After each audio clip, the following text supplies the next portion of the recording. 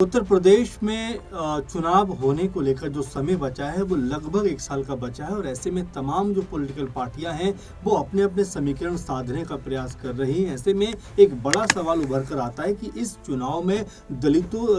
Vote bank है उसका सबसे बड़ा चेहरा कौन सा होने वाला है। क्या मायावती के नाम पर लोग जाने वाले हैं जो दलित समुदाय से आते हैं, या फिर आज़ाद की तरफ इस बार रुख रह सकता है, क्योंकि दोनों की राह कहीं ना कहीं एक जैसी दिखाई पड़ती है और दोनों का जो वोट बैंक है वो भी दलित समुदाय के इर्द गिर्द घूमता हुआ दिखाई पड़ता है। तो ऐसे में मायावती को लेकर आज़ाद की सोच क्या है और आज़ाद को लेकर मायावती की सोच क्या है, अपने आप में ये बड़ा विषय उत्तर प्रदेश में बनता चला जा रहा है। क्योंकि कई जानकार राजनीति के ये कहते हैं कि अगर मायावती और आज़ाद एक मंच पे आ जाएं तो जो 20-22% का दलित वोट बैंक उत्तर प्रदेश में है वो एक तरफ जाता हुआ दिखाई पड़ सकता है, और अगर एक तरफ गया तो यहाँ पर तमाम पॉलिटिकल पार्टियों के लिए अपना कह सकते हैं कि सियासी जो कह सकते हैं दबदबा है वो कायम रखना बहुत ज़्यादा समस्या वाली बात बन जाएगी। ऐसे में महत्वपूर्ण बात यह है कि क्या यहाँ से आज़ाद और मायावती एक मंच पर आ सकते हैं, क्योंकि एक जैसी विचारधारा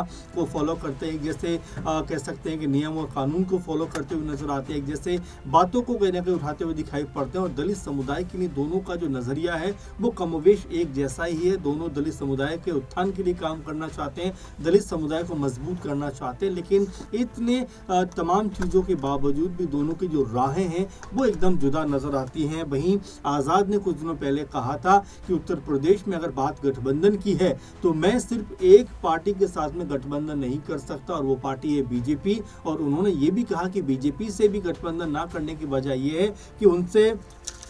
जो उनके वैचारिक मतभेद हैं वो इतने ज़्यादा हैं कि उनके साथ में जाने का सवाल ही पैदा नहीं होता। लेकिन इसके अलावा उन्होंने कहा बाकी उत्तर प्रदेश समेत देश भर में तमाम पार्टियां हैं, अगर उनको ठीक माहौल और ठीक बातचीत होती है तो उन्हें गठबंधन करने में कोई भी गुरेज नहीं है, कोई भी आपत्ति नहीं है। यानी कि आज़ाद ने अपनी तरफ से कह दिया है कि भाई अगर मायावती जी चाहती हैं कि हम दोनों एक साथ चलें तो हमें इसमें चलने में कोई आपत्ति नहीं है, मायावती के साथ हम चलना चाहेंगे। वहीं आज़ाद ने ये तक कहा कि मायावती को जिस तरह से अपना रुख बुलंद करना चाहिए, जिस तरह से अपनी आवाज़ को पहले की तरह कह सकते हैं कि सबके सामने रखना चाहिए, वो आवाज़ कहीं ना कहीं कुंद दिखाई पड़ती है। उत्तर प्रदेश में दलितों के ऊपर आज़ाद कहते हैं कि तमाम अत्याचार होते हैं, तमाम तरह की खबरें आती हैं, लेकिन मायावती की चुप्पी कहीं ना कहीं बहुत सारे सवाल खड़े कर देती है। आज़ाद तो यहाँ तक कहते हैं कि कांशीराम जयंती पर जिस तरह से मायावती जी ने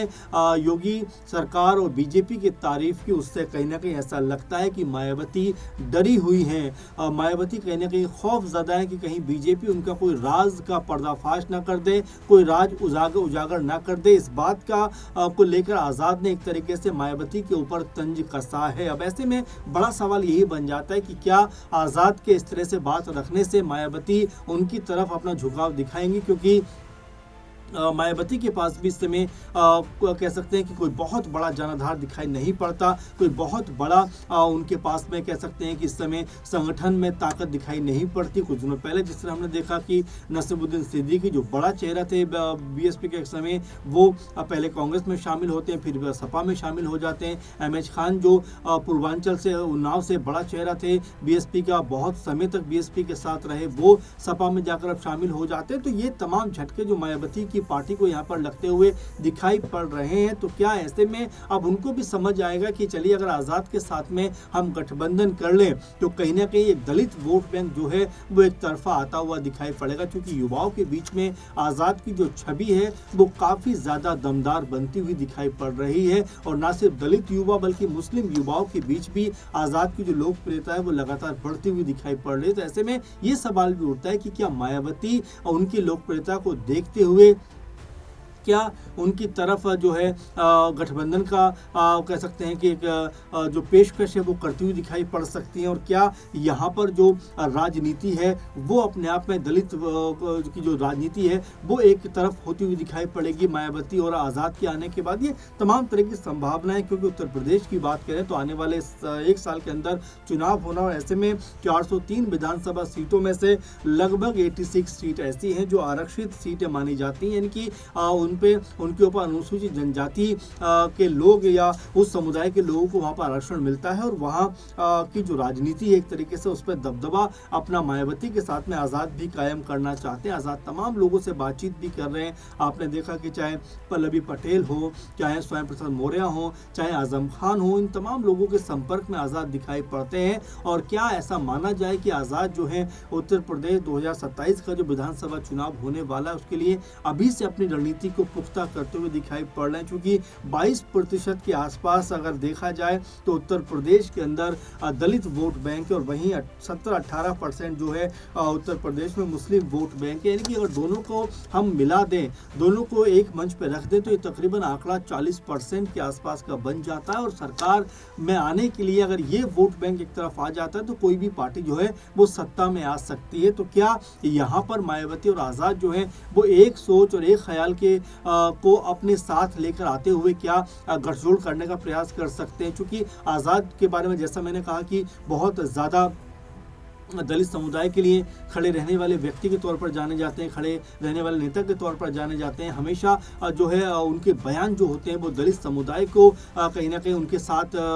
जो भी अन्याय होता है उनके खिलाफ उनकी आवाज़ जो है वो हमेशा बुलंद दिखाई पड़ती है। और जिस तरह से उन्होंने कुछ दिनों पहले ये बात कही थी कि मायावती जिस तरह से ऐसे मुद्दों पर भी खामोश रह जाती है जहाँ पर दलितों के साथ में भयानक अत्याचार होता है, सिर्फ ट्विटर के जरिए वो एक आध दो बार कई बार जो है ट्वीट ज़रूर कर देती है, लेकिन जिस की जोरदार आवाज उनको उठानी चाहिए वो आवाज नजर नहीं आती। अब यहाँ से जो समीकरण बन रहे हैं, क्योंकि आकाश आनंद को भी मायावती आगे बढ़ाना चाहती है, लेकिन उनके लिए भी कहीं ना कहीं एक सपोर्ट तो चाहिए। अब बीएसपी के ऊपर अगर गौर करें तो ऐसे चेहरे कम नजर आपको आते हैं जो जिनके बारे में लोग जानते हैं, जिनके बारे में लोग बात करते हैं। यानी कि मायावती की स्थिति भी कमोबेश आजाद की तरह है, जहां पर आजाद की पार्टी को अभी बनने में समय लगेगा, क्योंकि अभी एकमात्र वो चेहरा ऐसे हैं अपनी पार्टी से जो ज्यादा मशहूर, ज्यादा मकबूल हैं। लेकिन धीरे धीरे उनकी पार्टी में जिस तरह से लोग जुड़ रहे हैं, कभी आजम खान के जुड़ने की बात आती है, कभी स्वयं प्रसाद मौर्य के जुड़ने की बात आती है, कभी पल्लवी पटेल के जुड़ने की बात आती है, तो हो सकता है कि आने वाले साल भर के भीतर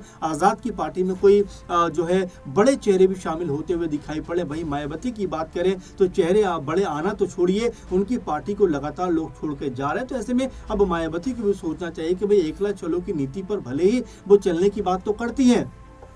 लेकिन क्या ज़मीनी स्तर पर इसको ये माना जाए कि ज़मीनी स्तर पर ये चीज़ें कह सकते हैं कि एक तरीके से उनके लिए मददगार साबित हो सकती हैं? क्योंकि अगर हम बीते चुनाव की बात करें, 2024 के लोकसभा चुनाव की बात करें, तो महज 8 से 9% का वोट उनके पास आया था, जो उनके लिए बहुत हैरानी की बात इसलिए हो जाती है कि उत्तर प्रदेश में मायावती का एक मजबूत दबदबा और जनाधार रहा है। 20-22% जो दलित वोट बैंक की हम बात कर रहे हैं वो लगातार उनका मजबूत एक कह सकते जनाधार रहा है, लेकिन यहाँ पर लगातार उनकी जो कमजोरी है पार्टी की वो निकल कर सामने आ रही है। लगातार जो जनाधार है उनका वो उनसे घटता हुआ दिखाई पड़ रहा है। और ऐसे में आज़ाद के साथ अगर वो हाथ मिलाती है तो एक मजबूत कह सकते हैं मंच उनको भी मिल सकता है और एक मजबूत जो गठजोड़ है वो यहाँ पर होता हुआ दिखाई पड़ सकता है, क्योंकि वो लगातार कहती रही है कि भाई सपा के साथ में उनको धोखा मिला, कांग्रेस के साथ में उनको कोई सपोर्ट नहीं मिला। तो क्या यहाँ पर आज़ाद के साथ में मिलकर उत्तर प्रदेश में राजनीति का एक अलग माहौल वो तैयार कर सकते हैं? और क्या दलित वोट बैंक का एक तरफा कह सकते हैं कि जो समीकरण है यहाँ से वो साधती हुई दिखाई पड़ सकती है? तो ये तमाम तरह के सवाल हैं जो यहाँ पर निकल के सामने आते हैं। लेकिन क्या चुनाव से पहले यहाँ पर ये गठजोड़ होता हुआ दिखाई पड़ेगा? क्या आज़ाद जो है मायावती के साथ मिलकर उत्तर प्रदेश में एक अलग तरह का माहौल बनाते हुए दिखाई पड़ेंगे? सवाल कई हैं, लेकिन जवाब इस समय मायावती और आज़ाद के पास है, जो मिलकर शायद हो सकता है उत्तर प्रदेश में दलित राजनीति को एक अलग मकाम पर लेके जाते हुए दिखाई पड़ जाए। ऐसे में इस गठजोड़ को अगर होता है तो किस तरह से आप देखते हैं, क्या संभावना इसको लेकर आपके विचार में है कि क्या ये गठबंधन असरदार साबित हो सकता है और क्या ये गठबंधन वाकई हो सकता है? अपने आप में ये बड़ा सवाल है। आप इसको लेकर क्या सोचते हैं? कमेंट जरूर करिए और हम लगातार ऐसे मुद्दों पर आपके सामने आते रहेंगे। फिलहाल इस प्रोग्राम में इतना ही। आप लगातार बने रहें। नमस्कार।